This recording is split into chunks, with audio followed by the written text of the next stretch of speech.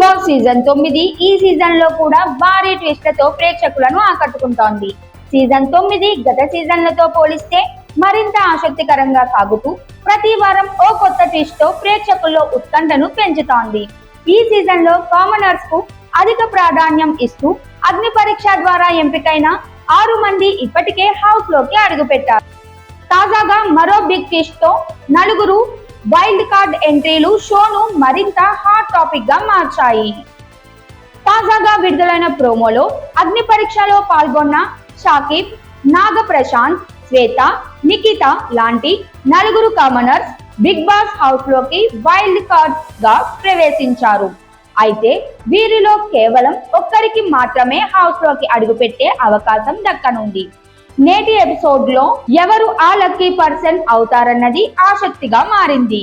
ఇక ఈ వారం ఎలిమినేషన్ పై కూడా జోరుగా చర్చ జరుగుతోంది.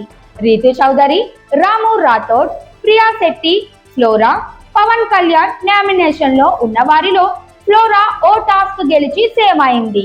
దీంతో మిగిలిన నలుగురిలో ఎవరు వెళ్లిపోతారన్న ఉత్కంఠ నెలకొంది.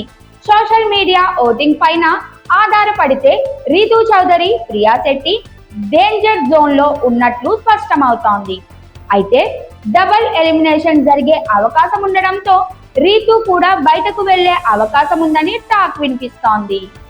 ప్రస్తుతం రీతు హౌస్ లో చూపిస్తున్న బిహేవియర్, చిన్న విషయాలకే ఏడవడం, ఎమోషనల్ గా వాపోయే తీరు ఇది ప్రేక్షకుల్లో ఓవర్ గా ఫీల్ అవుతుండడంతో నెగిటివ్ రెస్పాన్స్ వస్తోంది. అంతేకాదు రీతు, డీమాన్ మధ్య జరుగుతున్న ఎమోషనల్ డ్రామా కూడా పులిహోర కంటెంట్ గా భావిస్తున్న నెటిజన్లు ఈ కారణాలతోనే ఆమె ఎలిమినేషన్ జరుగుతోందని అభిప్రాయపడుతున్నారు.